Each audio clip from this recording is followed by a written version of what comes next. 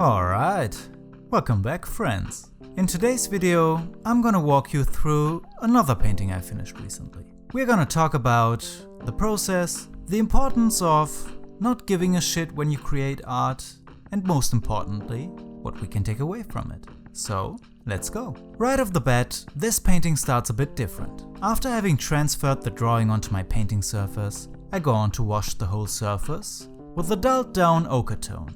Since I don't want to wait for too long for this layer to dry, I'm using acrylic paints, which dry in a matter of minutes. You can also use oil paints for this process, but if you don't wait until it's fully dry, the paint you put down will inevitably mix with the wash. This can make mixing in the early stages of the process easier, since you are not mixing paint on a dry surface, but it can also significantly muddy down your colors. Using acrylic paint for this also has another advantage, which is that it seals the painting surface. When oil paint dries, one thing that quite frequently happens is that especially the dark colors look dull and matte when dry, and this has in part to do with how much oil and paint the surface you're working on is soaking up while the paint is dry. And when you are painting in layers, this can be a very frustrating thing. But using acrylic paint for a wash helps a lot with this. It acts a bit like a barrier between the painting surface and the paint, which sometimes can be quite useful. After having done that, it's time to start painting the figure. I go on to paint the darkest areas of the face, starting with the eyes and the lips, and at this point, I don't want to spend too much time on this or any other area of the face for that matter. I already know that I will work on this piece in multiple layers, so I will most likely end up repainting most of what you see here anyway. So I just focus on getting some paint down so that I have a foundation to work with. I quickly fill out the rest of the face, not paying too much attention to accuracy, and then I go on to paint the hair, along with the flowers in it. And I pay even less attention to these areas. I treat them almost like flat abstract geometrical shapes. As you will see in a moment, I'm going to destroy most of what you are seeing here anyway. So what I do is, I simplify all the areas I see so that I can quickly have a solid foundation for all the layers to come. And next I paint the background. And I start to introduce some abstractions to the painting. The first step in ruining my painting, as some of my skeptics out there like to say. Which brings me to the importance of not giving a shit when it comes to creating art. So let's have a little thought experiment here. Let's say you finished a painting and you're happy with it. So far so good. Now I want you to imagine two different scenarios. In the first scenario, everyone says how great your painting is. Friends, family, the internet, everybody. You are happy, everyone else is happy, great. But, as it turns out, nobody wants to buy it. Unfortunately, nobody asks you to buy the painting from you, and when offered, nobody seems to be interested. In the second scenario, dozens, or maybe even hundreds of people tell you how much your work sucks. Maybe even you yourself start to feel differently about it. But then one person comes along and is so inspired or fond of your creation that this person is willing to pay for it and hang it on their wall. So, which scenario would you prefer? Which painting is more successful? Which outcome more desirable? Of course, there are many ways to answer these questions. Depending on your morals, values, and also how you define success, the answer to these questions will be different from person to person. And reality, of course, is never as black and white as I painted it here. Although, I have to say that quite frequently, it gets pretty damn close.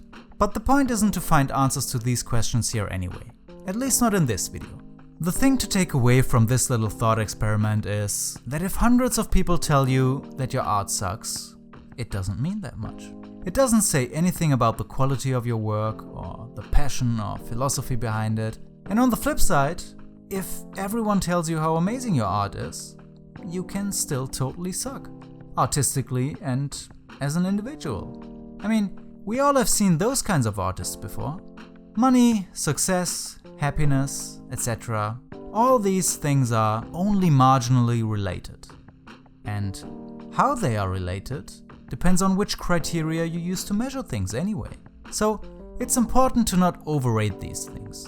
Or in other words, to not give a shit. People are just as quick to hate on things as they are to glorify them. And in both cases, it's equally meaningful or meaningless. depending on how you look at things. If 100 people tell you that your art sucks, it's not more or less meaningful than 100 people telling you how great it is.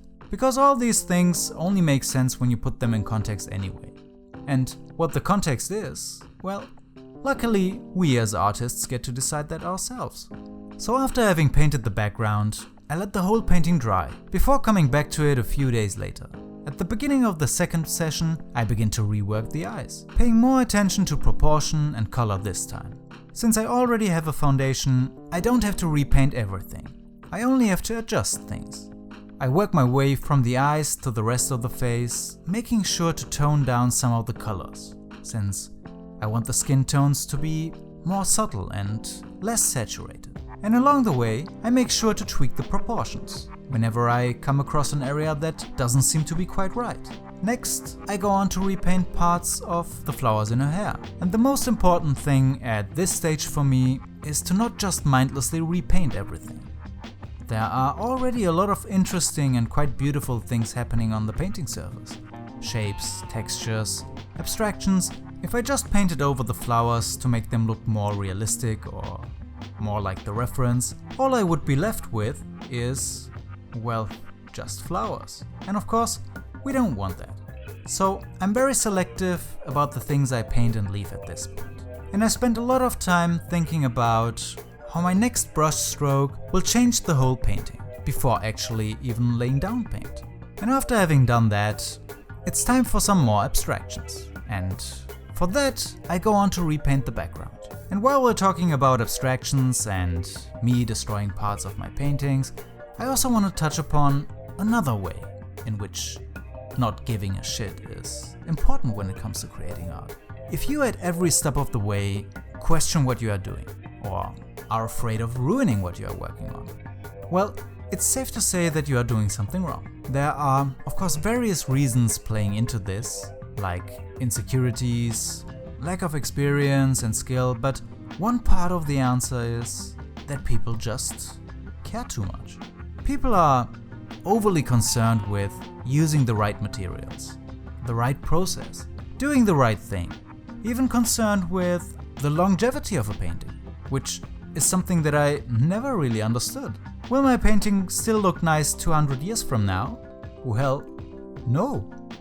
No, it won't. Probably not even 50 years from now. But who cares? To be honest, all those things couldn't be less important when it comes to creating a piece of art. They are all just distracting and restricting. They keep you from trying things, exploring things, doing things that are out of your comfort zone. If something doesn't work during the painting process, you start over. If you make an error, you correct it. If it's not perfect, well, you learn to live with it, just like we do with everything in our lives. Sometimes, the only and the best thing you can do is to just let go. Just paint and enjoy the process. The uncertainty of it, the surprises along the way, and also the frustrations. The worst thing you can do is to decide on creating a masterpiece and then be overly precious about your creation before you even start it. Just paint and try to create something special. And when you're finished, well, that's when you can start to think about how much you do or do not care about it. If it's bad, you just throw it in the trash or wipe it away. But if it's good and you are happy with it, well, in that case, congratulations, my friend. You have created something special. And when you create something special, you don't just set it aside in the corner of a room and forget about it. No.